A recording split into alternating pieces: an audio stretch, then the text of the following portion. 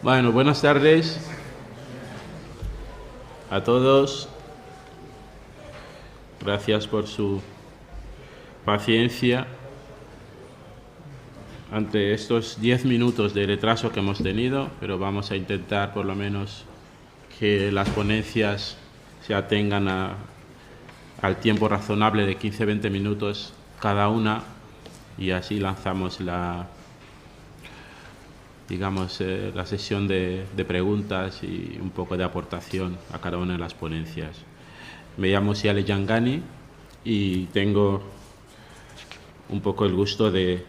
coordinar este primer panel de presentación que lleva por título Colonialismo, represión y explotación laboral. Tenemos 4 ponencias. Maika de Castro no ha podido venir por razones ajenas a su voluntad y será Alba quien nos leerá su ponencia. También tenemos la ponencia de José Antonio Rodríguez con el título de Enrique Dalmonte, Cartografías y planes coloniales en la Guinea de principios del siglo XX. Tenemos la ponencia de Miguel Vilaró, que trata de Ángel Barrera y Luyando, el gobernador y su circunstancia. Tenemos a José Luis Vivanc, que nos hace una ponencia sobre régimen colonial, identificación del indígena y teoría del delito, en 1934. Y, como les decía, la ponencia de Maika de Castro lleva por título La finca, la policía y el hospital, el orden esclavista de los trabajadores nigerianos en las fincas españolas de los territorios de Guinea Ecuatorial en los años 60.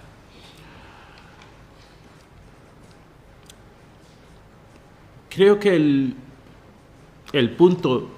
digamos, común de 3 de las ponencias, sobre todo la de Maika, la de José Luis Vivanc y la de Miguel Vilaró, las he llegado a sintetizar con una frase que encontré en la de Maika de Castro, que dice: el territorio colonial no es el del derecho, sino el de la apropiación y la violencia, incorporación, cooptación y asimilación, destrucción física, material y humana. Con estas palabras me parece que se puede hacer un enlace con estas 3 ponencias.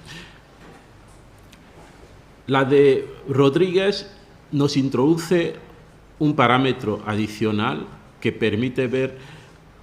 este tema desde otra escala, desde la cuestión del conocimiento necesario del espacio, del territorio, para la plena y eficaz ocupación y explotación colonial.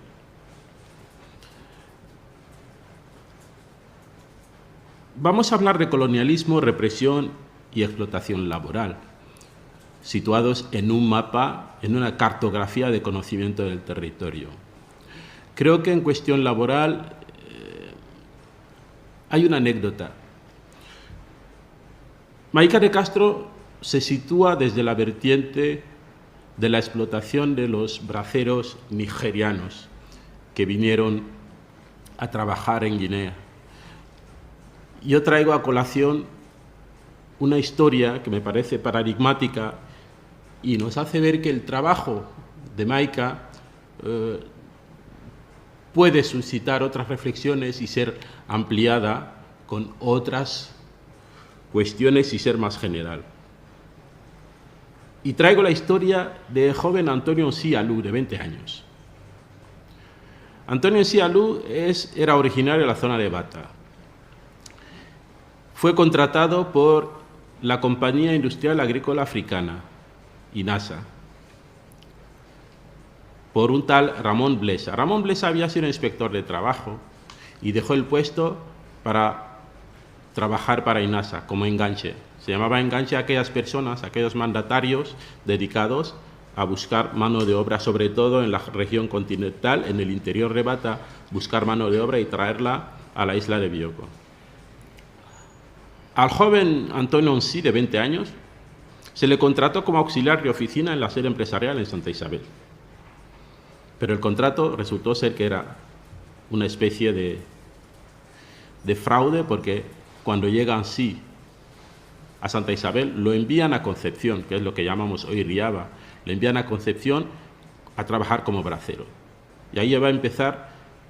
toda la dramática historia de este joven que intenta desligarse de su contrato de trabajo, porque no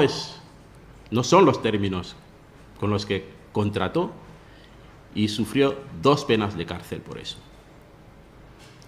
Una pena de 4 meses en la prisión de la Brigada Disciplinaria de San Carlos, de Luba,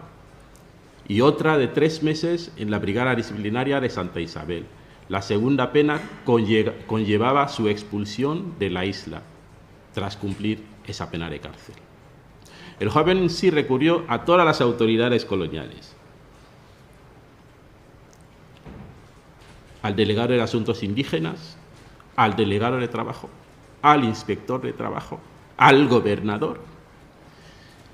y no consigue absolutamente nada. ¿Por qué? Porque el señor Blesa, que había sido funcionario colonial, tenía sus contactos, estaba compinchado y bloqueaba todas las iniciativas de este niño de 20 años,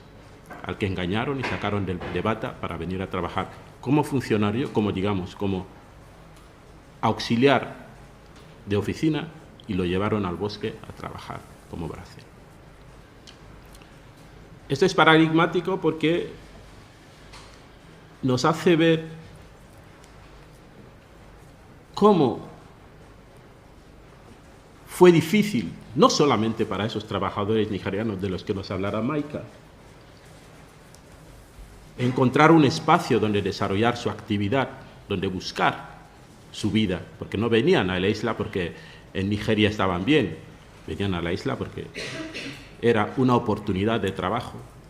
para mejorar su situación como padres de familia, y que es exactamente lo que estamos viendo ahora. Les voy a dejar con los ponentes, que es más interesante que todo lo que yo pueda decirles. Solo quería contarles la historia de este joven para ubicar el contexto, que no solamente los nigerianos adultos sufrían, sino hasta los niños de 20 años sufrieron esa discriminación laboral. Empezaremos con la ponencia de José Antonio Rodríguez Esteban, que trata de Enrique Dalmonte, cartografías y planes coloniales en la Guinea de principios del siglo XX. A propósito de la ponencia de José Antonio, es importante subrayar el tema de la introducción del ejército alemán en territorio guineano y su presencia en la isla de Bioko. De hecho, en la isla de Bioko, las personas mayores hablan de los Yaman people, y por la zona de Bioko Sur se conoce la existencia del cementerio de los soldados alemanes. José Antonio, tienes la palabra. Buenas tardes, gracias por estar aquí y gracias a los organizadores por haberme admitido esta ponencia, que la envié fuera de plazo. Antes de empezar, voy a leer gran parte también de la ponencia que tengo, aunque algunas de las cosas las abreviaré directamente. Pero antes de empezar quisiera comentar que yo soy geógrafo y que me he dedicado a la historia de la geografía y de la geografía colonial especialmente, y que lo que he estudiado han sido los centros coloniales españoles, y en ese sentido mi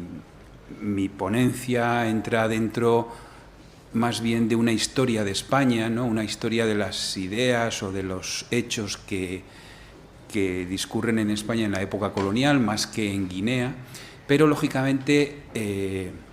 aunque yo me he dedicado especialmente a otras colonias españolas, como el Sáhara Occidental, que es donde vengo trabajando en los últimos años, y recientemente a Filipinas, se ha cruzado un tema en relación a Guinea, y en ese sentido me parecía interesante traerlo aquí. Y considero además este tema, que está relacionado, como dice el título, con la cartografía, que esta cartografía es, igual que las ideas, ahora mismo ya patrimonio de Guinea. Es decir, un mapa de Guinea no puede ser más que patrimonio de los guineanos, ¿no? Y en ese sentido considero que una parte de mi ponencia también habla de cuestiones guineanas, de interés para las cuestiones guineanas, aunque, como había dicho al principio, Otras de las cuestiones que trato están relacionadas con la propia dinámica del colonialismo europeo o especialmente el español, que fue muy distinto al europeo, aunque a veces se traten todos los colonialismos de la misma forma. También tengo que decir que parte de las ideas que hay aquí están discutidas en un grupo de investigación sobre colonialismo y especialmente con Alicia Campos, con la que he hecho un artículo que está publicado sobre este mismo tema en la revista Scripta Nova, con lo cual muchos detalles de los que podría decir aquí no los voy a comentar porque se pueden leer en esta revista. Bueno, Enrique de Almonte y Muriel nació en 1858 y murió en 1917, fue un cartógrafo colonial bien conocido en su tiempo por sus expediciones, sus mapas y sus propuestas sobre Filipinas, Guinea y Sáhara español, pero que ha desaparecido en los relatos interpretativos actuales. Apenas se menciona y nadie o casi nadie le conoce. Como es lógico, sus mapas, reconocidos y comentados en las mejores revistas geográficas del momento, dejaron de utilizarse una vez que las cartografías posteriores ganaron en precisión y rigor,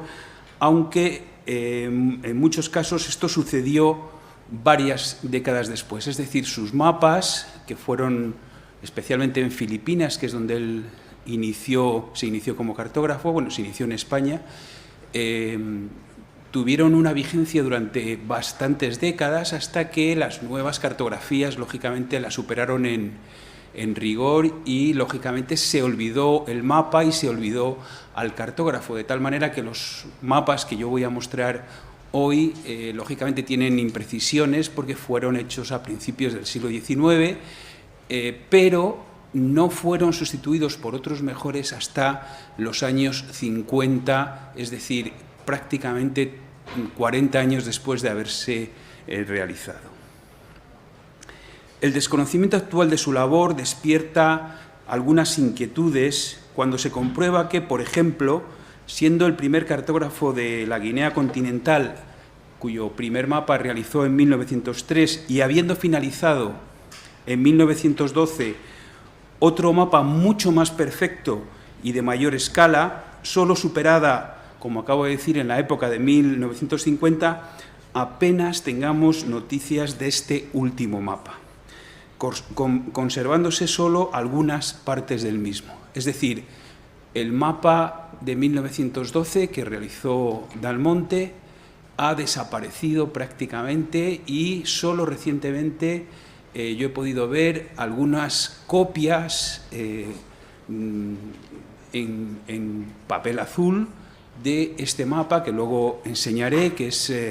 un mapa en 12 hojas, que mide 3 metros, uniendo todas las hojas, 3 metros por 1 metro y pico. Es decir, es un mapa considerable que de alguna forma pone en cuestión, el que no conozcamos este mapa, pone en cuestión el conocimiento preciso que tenemos de lo que sucedió en Guinea o de la historia colonial. Esta cartografía permite, a mi entender, comprender el colonialismo español en Guinea en las primeras décadas del siglo XX, bajo algunas variables distintas a las que hemos interpretado este colonialismo de estos primeros años. Varias de sus propuestas coloniales de gestión, de delimitación fronteriza, de tratamiento forestal o de transporte ferroviario, de haberse puesto en marcha, hubiesen cambiado en muchos aspectos la acción colonial de España en Guinea. Esta falta de concreción de sus propuestas coloniales es otra de las causas que explica el olvido actual, naturalmente. Pero ciertamente entender por qué no se llevaron a cabo estas propuestas es una buena forma de estar seguros de que hemos interpretado correctamente la época,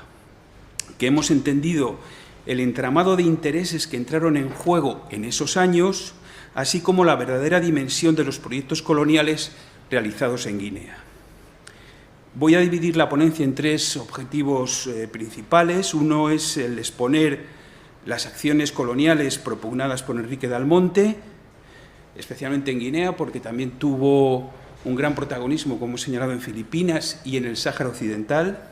Señalar las imbricaciones de sus propuestas en la época y dar a conocer ese desaparecido mapa 1-100.000, realizado en 1912 como base, o que se utilizó como base de las negociaciones fronterizas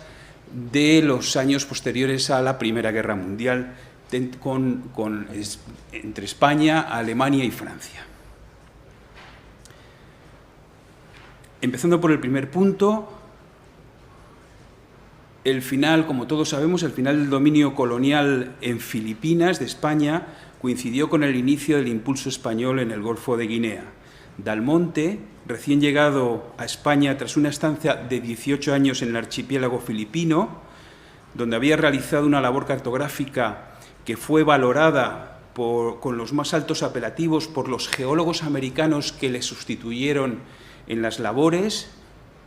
De hecho, hay testimonios que le señalan como el gran explorador del siglo XX, porque las condiciones para hacer cartografía en Filipinas eran tremendamente complicadas, un país también tropical, con muchas selvas, con zonas donde no había pisado nadie, y consiguió hacer una cartografía que fue muy admirada entre las sociedades geográficas. Pues después de esa estancia se incorpora al proceso colonial guineano como consecuencia de las gestiones que realiza la Real Sociedad Geográfica, o en ese momento se llamaba ya la Real Sociedad Geográfica, y que había nacido en Madrid 25 años antes, para que acompañase a la expedición proyectada por el Ministerio de Estado en 1901,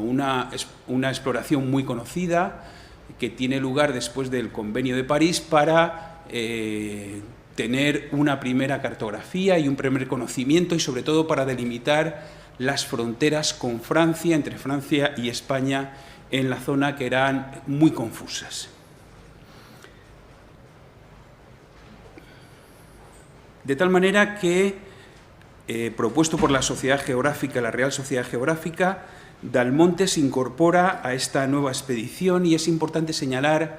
que su incorporación se hace por propuesta de esta Real Sociedad Geográfica, porque cuando él viene a España ya están cerradas los componentes de la expedición, ya hay cartógrafos del Estado Mayor que van a ejecutar las tareas cartográficas, que en teoría serían en las que él tiene especialidad y que de alguna forma no puede hacer porque ya están asignadas, pero se le asigna un puesto como geólogo de esa expedición.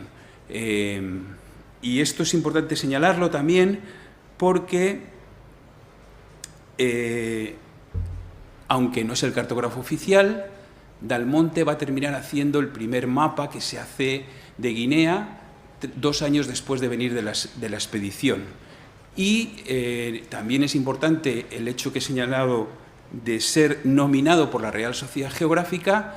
porque va a representar de alguna forma la voz oficial de las propuestas coloniales que tiene la Real Sociedad Geográfica y que se enfrentan, y ese es parte del interés de esta ponencia, con otros lobbies, con otras propuestas coloniales que terminan en una situación de discusión bastante tensa y que finalmente se decantan no a favor de Enrique Dalmonte, por eso, de ahí su olvido, sino a favor de otra parte, de otras propuestas que de alguna forma son las que marcan la historia posterior de Guinea Ecuatorial. Bien, los siguientes 12 años a esta expedición, Dalmonte se dedicará con intensidad a Guinea, y aunque también aquí sus aportaciones cartográficas son importantes, como vamos a ir viendo, se dedicó especialmente a estudiar los recursos de Guinea y su gestión. Su experiencia en las selvas tropicales y su directo conocimiento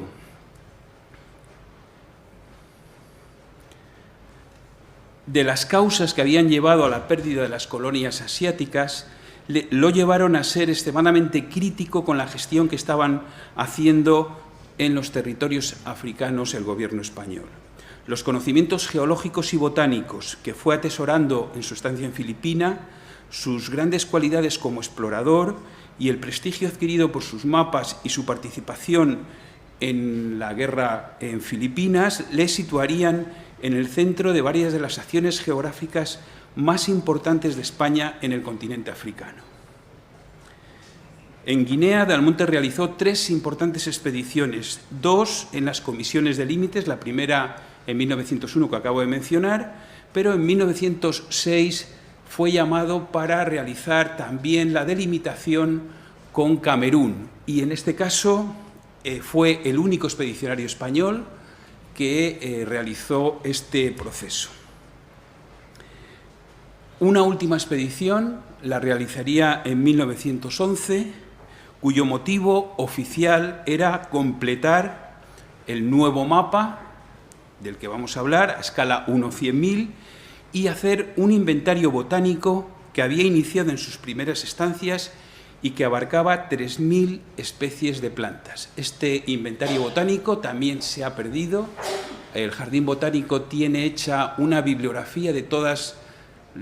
los investigadores que han trabajado sobre las plantas en Guinea Ecuatorial, y está en Internet esta bibliografía, y si uno pone el nombre de Dalmonte no existe tampoco en ese ámbito, ¿no?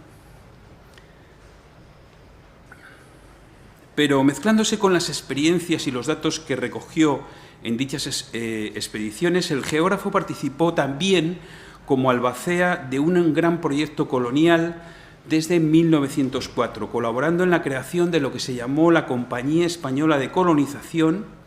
siendo secretario, además, de la Liga, en varias secciones de la Liga de Africanistas Españoles. Además, conferenció y escribió muy diversos artículos que recogen un corpus de propuestas de diverso alcance que, aunque no llegaron a materializarse la mayor parte de ellas, como se ha comentado, provocaron adhesiones y oposiciones de gran alcance, entre las que cabe destacar, entre estas últimas, entre las oposiciones, la del gobernador Ángel Barrera, materializadas en 2 ocasiones con denuncias ante el Ministerio y que dieron lugar a la creación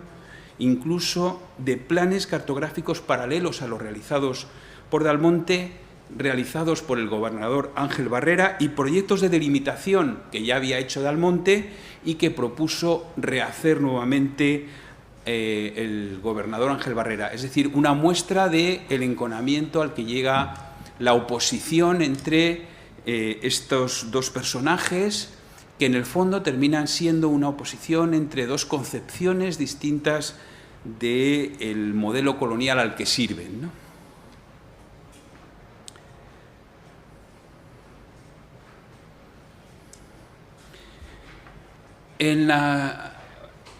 Este mapa que tengo aquí puesto es otra de las propuestas importantes, junto a las que acabo de mencionar, y es su propuesta o su diseño de un ferrocarril que, atravesando toda Guinea, todo el Muni, empalmase con los grandes ferrocarriles africanos del este, de tal manera que se pudiese llegar desde una costa a otra, incluso hasta el Cairo o hasta el Océano Índico, cambiando de trenes, pero dentro de una misma comunicación férrea. El plan de Dalmonte, en este caso, se basa en la consideración de que el río Muni la desembocadura del Muni es el puerto más importante que hay en toda la costa occidental, y, en consecuencia, podría ser el lugar para que todas las empresas que trabajan en la cuenca del Congo saquen a través de este ferrocarril sus las materias primas que estaban explotando. Es decir, es un proyecto de gran alcance que de alguna forma puede plantear por esos conocimientos cartográficos que va acumulando. Si puedes ir concluyendo, sí. Así ganamos un poco de minutos. ¿Tienes 5 más, 5 o 6? Sí. Simplemente me voy a dedicar ahora a mostrar ese mapa de 1912 que ha desaparecido. Voy a pasar... Este es un resumen del mapa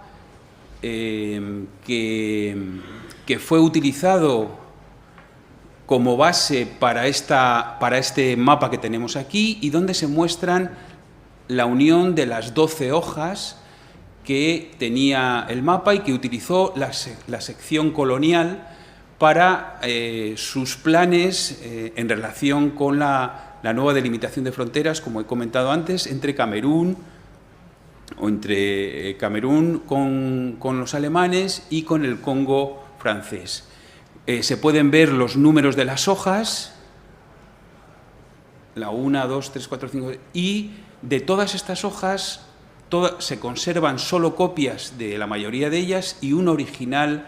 o una copia mejor hecha de la número 6. Estas serían las hojas unidas de la cartografía. Lógicamente no se ve nada por la forma de copia en papel azul que se hacía en ese momento. Esta es una conversión a unos colores más visibles, y esta es una de las hojas que se conserva, ¿no? Y que muestran, vista en detalle, supongo que no se verá nada en la pantalla, pero muestran la gran calidad de la cartografía o el gran salto que se produce en la cartografía del mapa que realiza en 1903 a este mapa. Y si lo comparamos con los mapas que se estaban haciendo en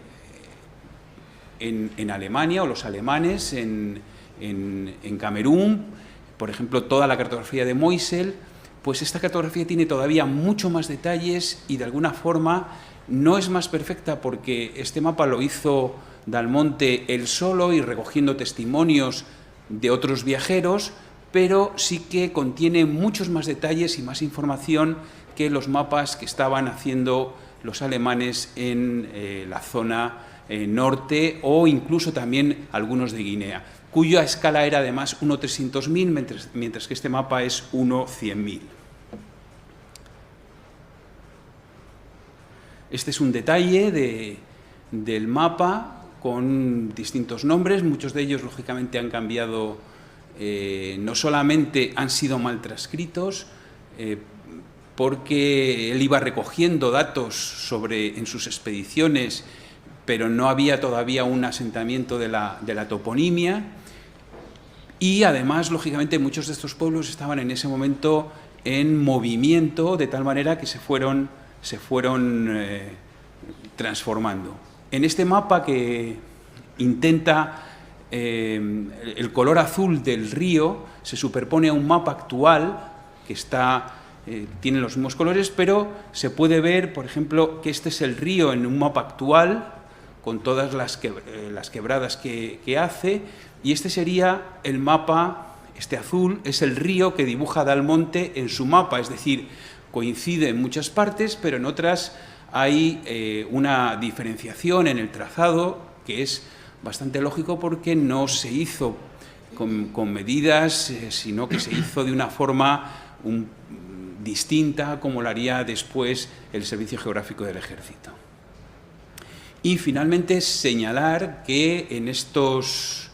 estos mapas sirvieron para un proyecto de reordenación de fronteras, porque las fronteras que se habían dictado en el Acuerdo de París seguían los meridianos y los paralelos, y Dalmonte hizo una propuesta para que se siguiesen los accidentes naturales de tal manera que se evitasen los problemas que estaba habiendo en los términos fronterizos, y eso implicaba un trasvase de territorios es decir, transformar las fronteras de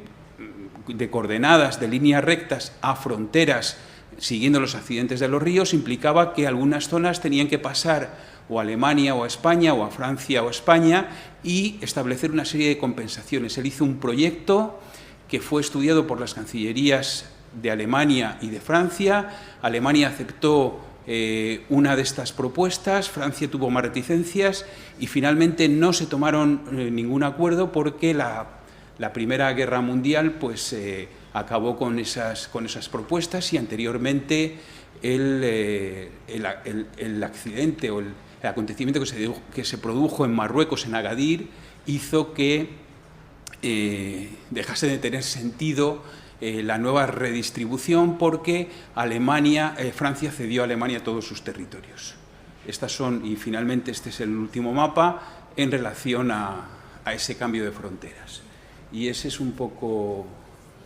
las ideas principales de mi ponencia. Vale, gracias, José Antonio.